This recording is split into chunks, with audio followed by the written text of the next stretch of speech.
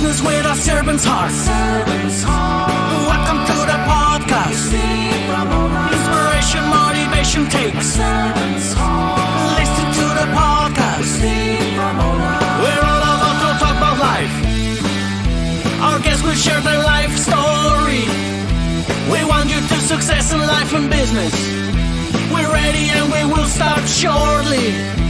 We're gonna talk about life. We're going to speak on business. You're gonna shine bright. We are going to witness. Business with a servant's heart. With hosts Steve, Ramona, and Ray. Inspiration, education talks. Listen to the podcast. Steve, Ramona.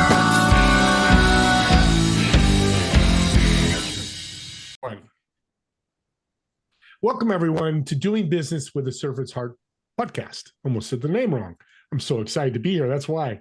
I'm your host, Steve Ramona. I am really excited to have you come to this show today because I've done over 680 podcasts. And I was telling my guest, and some people just connect with you, but they connect with that servant's heart. And that's why we started this podcast, exploring the idea of having that purpose, how every day in your life and your business, you can keep serving. What impact and how good you feel. And I get to do it daily. It's an awesome feeling, but we're also making an impact in the world. Also, too, we're bringing guests on to motivate, inspire, and educate you. And get your pad and paper up because this guest is going to do all three so much. You're going to have to want to take notes.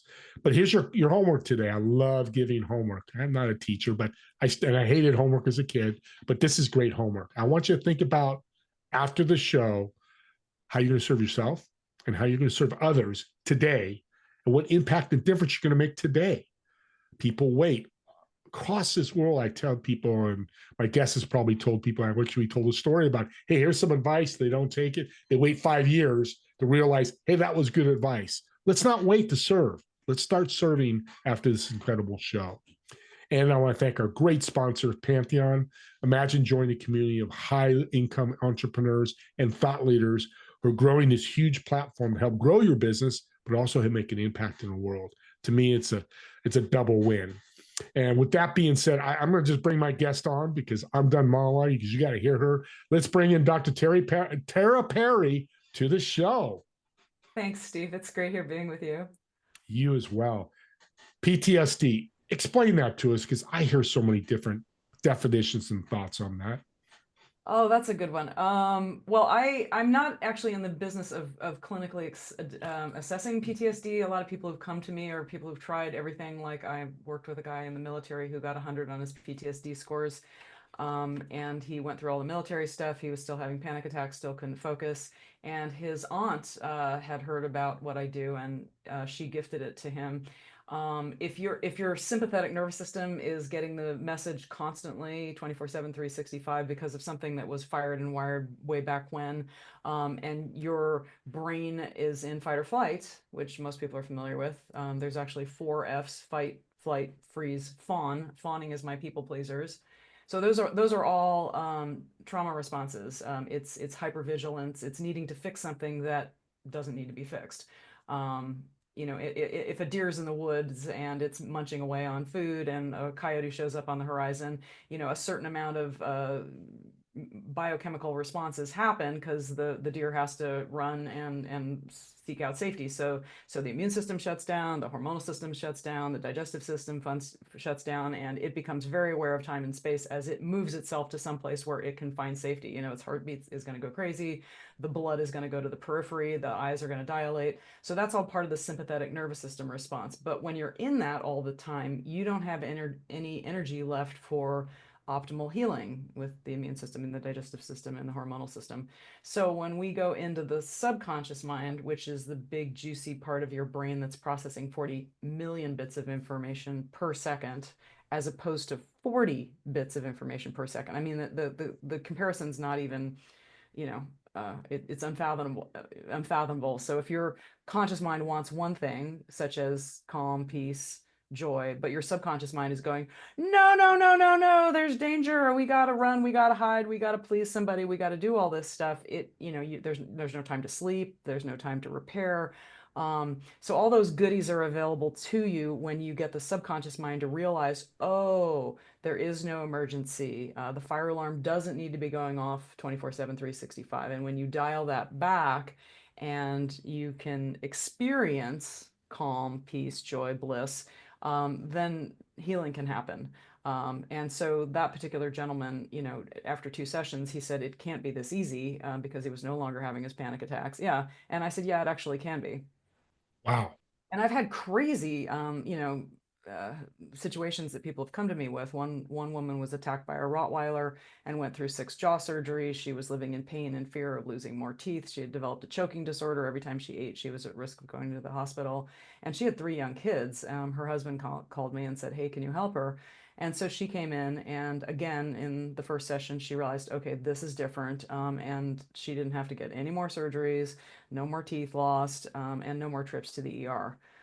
So, I do work with people over a 3-month period of time because there's typically layers to things. I don't want to put a Band-Aid on something. I really want to take somebody from what they're struggling with to um, relief and freedom from that. But the key is all accessing that huge uh, reservoir of the subconscious mind that's doing 40 million bits of processing per second. And by definition, it's below our level of consciousness. So I like to say to people, look, if you could have solved it with your conscious mind by now, you would have done it. Yeah. Good point. It's interesting because we're dealing with trauma all the time because there's different levels of trauma. Like this morning, I had a meeting, I forgot to invite somebody. Well, I had a little trauma, like, I screwed up. But I went right back to a positive state instead of made a joke about it. And we had the greatest meeting ever, even though I screwed up. Am I thinking right about what you're saying is taking this negativity and turn it positive? It's much more than that, I'm sure. Well, it is essentially that, but again, because it's below the level of your consciousness, it's really hard to do with your conscious mind. It wants to protect you. It wants to, Yeah. keep you safe. But the reptilian brain, that old part of our brain, it doesn't want to be different. It doesn't want to stick out. It wants to get along. And we're very tribal in nature. Uh, so in the past, if the tribe rejected you, your life was, you'd be cast off, you'd be Yeah. eaten by wild animals, you'd be captured by a neighboring tribe. So it was really, really important. And all the cells in your body know this historically, that you need to be accepted. So when you're a little person and you're growing up and, raise your hand if you had perfect parents. A lot of people grew up with, a narcissistic parent, an Yeah. alcoholic parent, a drug abused parent, a physically abusive parent, somebody that didn't themselves have the love and nurturing that they needed growing up. So um, it doesn't matter so much what happens to us, it's our interpretation of ourself, the world, and other people that gets in our way. So 2 people can go through the same exact experience, and one person can be, scarred and traumatized for life, and the other person can be strengthened by it because they've told themselves a different story. One person Yeah. can say, okay, I'm not good enough, I'm not worthy, relief is not available to me, it's available to other people, I can never succeed, I don't have what it takes. Whatever the story is, there's similarities, but they're different for different people. And the other person can say, well, never mind that, when I'm confronted with an obstacle, I overcome it. But again, that story has been baked into the subconscious mind. Neurons that fire together, wire together. That's Donald Hebb's law, which most people are familiar with. So you have a clear thought and a strong emotion, and those get wired together, and they just tend to keep wiring over and over. We tend to think the same thoughts that we thought yesterday and the day before and the week before and the month before and the year before. And if something doesn't come along and intervene with that and give you a new neural pathway Yeah. horizon, then you're stuck being the same person over and over again. I'm listening to you and looking in the mirror. That's tough. And I'm sure everybody listening, you're probably looking in the same mirror going, oh, I've dealt with that. Absolutely. I'm like, my mind's spinning. Yeah. You're so passionate about this, Dr. You Tara. know what? I feel like I get to let people out of prison for a living, and that just Wow. it thrills me. And it's very, very consistent. There's certain rules of the brain. The brain works the way the brain works, and I feel like we stand on the shoulders of giants because there's amazing people doing work all over the world in this area, and I've just been lucky enough to train with a whole bunch of them. And where you come in, this is such a complicated, it's not like going to YouTube and figuring out how to make a recipe, ground turkey recipe. That's why it's important people like what you're doing is to help us, because it's really hard to do it on your own, I would assume. It is, because it's almost taking place in kind of a dream state. It's that relaxed, focused when you're in that alpha wave or light theta wave. And, when it's like, it's so easy to forget your dreams, because Yeah. they come up in that sort of foggy space between wake and sleep. That's a very normal state. We go in and out of it all the time. So there's nothing weird or strange. If people don't like the term hypnosis, I say, well, you can call it a relaxed conversation. It really doesn't matter. People think that hypnosis is like, okay, my face has to be numb and I've got to be drooling and my legs got to be, falling asleep. And that's not true. It's just, if you're in a relaxed state and you slow those brainwaves down a bit, there's much greater access to the subconscious mind.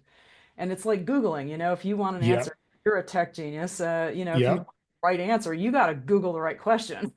Yeah. Yeah. And it's interesting you talk about hypnosis. That's the story people have been telling them for years, like you just talked about in the beginning. So they just believe it. Oh, it's this. When I've been through hypnosis, I absolutely love it. Mm-hmm. I'm so pumped that you mentioned that and I saw in your background, because it helped me change some things. Mm-hmm. And it was a cool experience. Mm-hmm. It was fun. I can't tell you how many sessions, and I've got a big smile on my face and I go, wasn't that fun?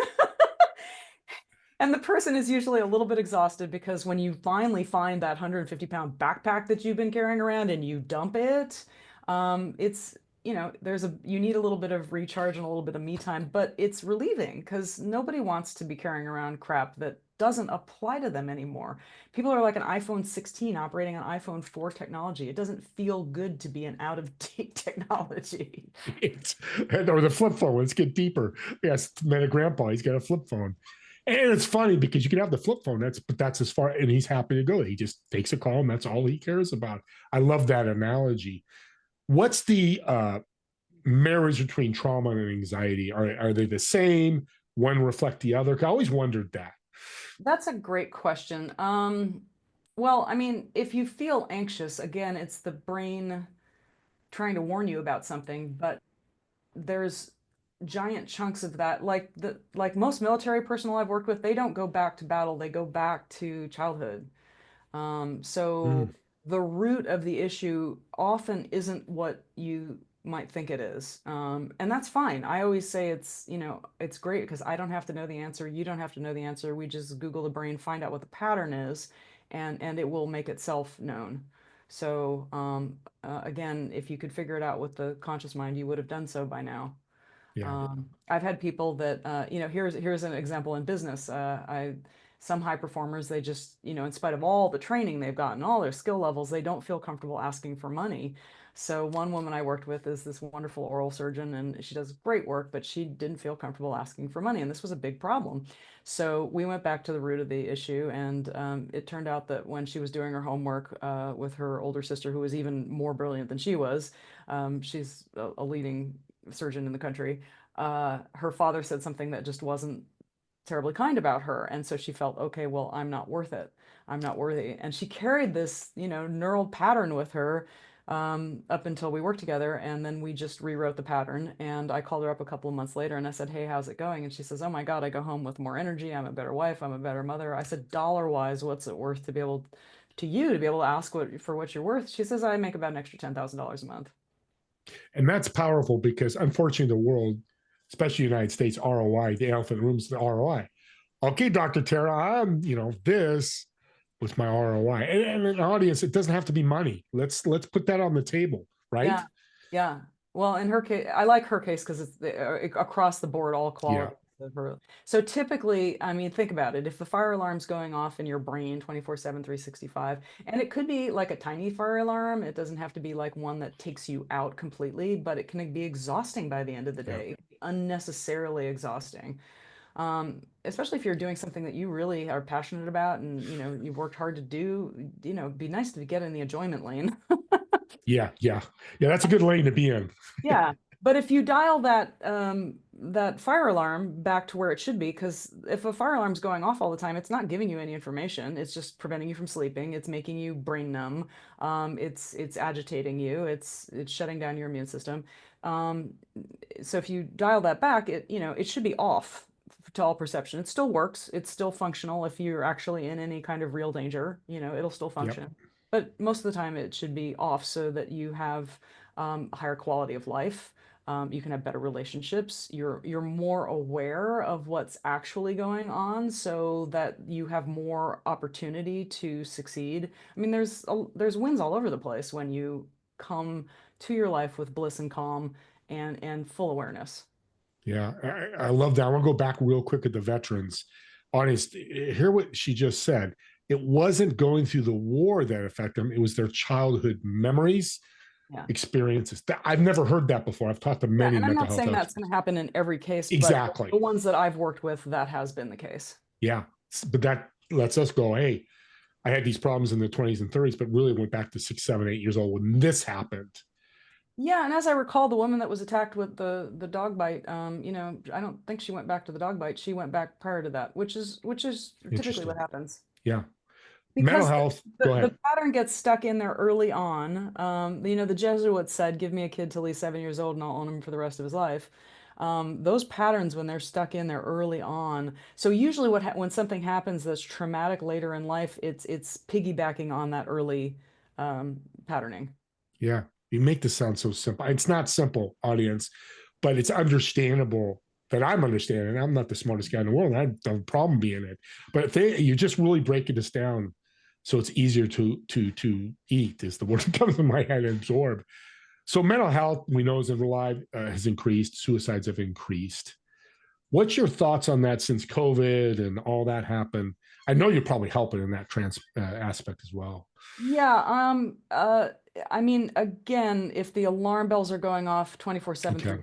365, and you're not really dealing with the reality that's in front of you, that's a problem. I mean, there are lots of factors that, play into it. Medications, they have a lot of side effects. So sometimes you have to be aware of those side effects if you're taking a powerful drug, and you're experiencing the side effect and you haven't read the side effects, then that can take you by surprise. Mm-hmm. Um, I also, there's some wonderful physical examples that have happened. I mean, migraines and headaches, I found people very consistently dial back. I had a fellow who had broken his spine 40 years ago in a motorcycle accident, and he was all excited when he found out I was an acupuncturist. And I said, you know what, you've done acupuncture, you've done chiropractic. Why don't we go to Command Central, which I call the subconscious mind? Find out what's getting in the way of your healing. Because if you break your femur, that's the thickest bone in your body. That should be healed better than ever in 8 weeks if nothing's getting in the way. He said, great, sign me up. He was an advanced Dr. Joe guy, so he was already aware that his mind was super powerful. We went back to the root of whatever was getting in the way of his healing and repaired that. And in 2 sessions, he wasn't having the pain anymore. This is an ongoing theme with you. 2, 3 sessions. It's powerful. I had to bring that up because you told us 3 or 4 stories. But audience, her servant's hearts is I still need to work with you because I'm not going to let you just go because 2 or 3 sessions. There's more work to be done. But when people see the benefit, aren't they more excited to go even further? Yeah, I've structured it so that most people get the bulk of what they're looking for in that time. Once you get something on the down spiral, it'll tend to self-correct on its own. Um, So I found that 3 sessions in a 3 month period of time. I have a mastermind group that meets on Tuesdays, and that's a container that people can share their wins, ask their questions. If they get stuck at any point, I want them reaching out to me personally because I don't want them getting stuck. They do have an audio tape that they listen to at the end of each session that's customized to them because, we. There's that saying that we have dirt roads to what we do want and superhighways to what we don't want. So we're flipping that around. And there's literally neural pathways in the brain. When you're under stress, you don't default to what you aspire to, you default to what's familiar. So you want to make that default what you do want rather than what you don't want. That's amazing. You're amazing. It's just your pictures you're painting. I'm just like, my head's going crazy. So I love being a host. I also like to bring up, usually before the show, which happened to us, was a podcast. The 5, 10 minutes we were riffing, talking. Yeah. I want to bring up something you said about the left brain. I think it's so powerful. Can you talk about that?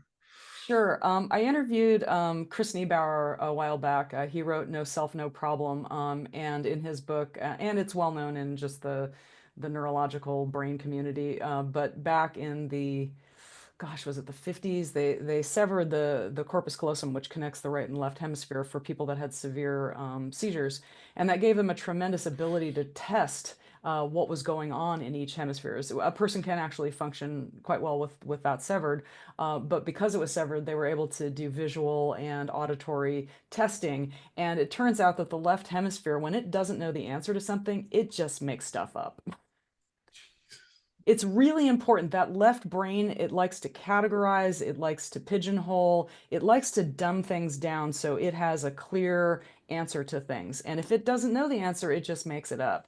So the alarming part of that, which we all should take home, is how many stories are we carrying around with us that don't suit us, that aren't us, that are irrelevant to us now. So I often say that people are carrying around some, 100-pound backpack that they just don't need anymore. And once they dump that, that's what gives them so much more energy to heal, to have better relationships, to be aware of their surroundings in a meaningful way, and to heal. Here's another crazy story. My mom, at age 89, was walking down the street. She's wonderfully healthy, God bless. But she hits a bike rack, drops to her knees, and smashes her kneecap into 13 pieces at age 89. Now, anybody in healthcare knows that that can be a life-ending injury for an older person. So as soon as she was out of surgery, I said, Mom, take a picture of yourself. I know you feel terrible and you look terrible, but you're going to be the fastest healing case on record. And I made her one audio to speed heal the patella. And I made her a second audio because the big danger when an older person's muscles are immobilized is that they have muscle atrophy and then they can fall and have future problems. So I made her a second one to convince the muscles that they were working out even though they were still and immobilized, because there's excellent science on that that shows that if a muscle thinks it's working, it actually is working, and will gain in strength. So in 3 months, she was going up and down stairs. In 6 months, she was going up and down ladders. What? Quit being so amazing. And I I'm have video to, kidding. I have video to prove it. That is, well, audience, we'll get her contact info. Don't worry. We're coming to the end here. And I've asked her audience, she's coming back. I know I'm going to get emails or messages of people I know. They're, hey, you got to bring her back. She's agreed to come back. And I'm really excited and blessed she's doing that, because there's much more we can talk about with this healing. And I love the word energy used a number of times, because I'm not hearing that with healing. It's like, I just healed. No, use the energy. It's so powerful, because energy is powerful. Let's end with a fun question. We've been serious. So I've got a reservation at a restaurant reserved for you, four chairs. You're obviously going to sit in one of the chairs. Who would you invite, whether they're dead or alive, and what food would you order? Oh, wow. What a question. I think I'd invite Ramana Maharshi. Wow. Or Byron Katie. I like her too. Okay. There's a whole bunch of people I'd like to invite. Fire off some names that come off the top of your head. Gosh, I feel like I have so many heroes. I love Joe Dispenza. I've been to a bunch Yes. of his, been to 10 of his live events. Actually, here's a mind blower too, and not to go to another question, but there's a woman I met at one of the most recent events last December. She had her rectum surgically removed because it was diagnosed with cancer, which I think the diagnosis ended up being wrong as well. And after the surgery, she knew she had made a mistake, and she only had one choice left, or be incontinent for the rest of her life. She regrew her rectum. Her, yeah, 11 With her mind. 11 healthy centimeters. It took her a year and a half to do it. I just interviewed Dr. Joe's lead scientist, and that woman actually came to him and told him at the beginning of her journey that she'd be back when she had completed it. It took her a year and a half, I think. Best year and a half of her life. Holy moly. Yeah. So talk about what mindset and energy can do. That's Yeah. pretty incredible. It's a great story. Thanks for sharing that and adding that. What are we eating? Because I'm going to bring my chair up too. I I've guess got I to think I listen think to it you. was vegan, so it would probably Yeah. something be very locally grown and healthy. And I'm really into the farmers market. I really, boy, we have so much junk in our food. I'm a big fan Yeah. of Dr. Zach Bush. He's doing a lot to replenish soil. Both Zach Bush and Stephen Gundry did charts and videos that kind of illustrated pretty clearly that chronic disease and went up lockstep once factory farming came in. So the more we deplete and compromise the soil, the less nutrition we get in the foods. And then the more we spray on it, all these crazy stuff that we do to preserve foods, and Yeah. it's artificial, and there's no testing as to what that does to the body long term. No, we're so busy in our mind. We'll bring that back around the mind that people are like, hey, fast food, I'll just go run to McDonald's. And I've done that before. I've stopped, but I've done that before. I got to eat, and we'll get into the eating. And it's crazy. So I'm glad that I'm going to check out Dr. Zach Bush. I'm going to get kind of emotional here because you really are a blessing. I've said it a number of times. I really appreciate you coming on, being humble, transparent, but having that servant's heart to really help people. People listening, I know are going to want to reach out to you. How can they find you, connect with you, see some of your resources? Sure. Well, I have a YouTube channel. If you go to the playlist, you can listen to people that have worked directly with me. That's at Dr. Tara Grace Perry. You can go to consulttara.com, which is my website, or nashvillehealer.com. That's the same. It'll take you to the same place. And if you want to have a conversation with me, you can click the Let's Talk button and just answer some of the questions about what you've been struggling with, what you would like to accomplish, what you've tried so far that hasn't worked, and we can get on a call and see if you're a good fit. See, that ends with the servant's heart. Love my great shows like that. Thank you again, Dr. Tara. It's been a wonderful show. Audience, your homework at the end is subscribe to the YouTube channel. Here's why I think podcasts are gifts. You can make a difference and impact. Today's show, if you know somebody with a challenge, and she mentioned it, have them reach out to Dr. Tara by listening to the show. I don't know, but you now see her heart. You feel her heart. You can tell she's out there to help, and her stories are incredible. If somebody hears that, it's going to give them hope. And I believe hope is such a powerful energy tool that now they reach out to Dr. Tara, and maybe they read a book that she's mentioned or whatever. You've changed their lives. Thank you. I should mention I have a podcast called Next Level Healing as well. Thank you. Platforms. And I've had some phenomenal guests. Dr. Joe's lead scientist was just on there. The fellow that actually shows us what the pineal gland looks like and the role that plays in our brain. He's spectacular. He was just on. Jill Bolte Taylor was on there. She's the gal that had the stroke of her left hemisphere and described what it was like to come back from that. So we know more about that left hemisphere phenomena from her. Eben Alexander, who had a stroke his brain, it was a rare form of meningitis, turned his whole brain to mush, and he should not have been able to have a cognitive thought in that state, but he had a more real than real experience, and he wrote Proof of Heaven. So I interviewed him as well. Amazing story. Go reach out that podcast because those stories are going to motivate you. And as always, me and Dr. Tara want to thank you all for watching or listening to this podcast. And we'll see you all in the next episode of Doing Business with the Servant's Heart. Have a great day, everyone.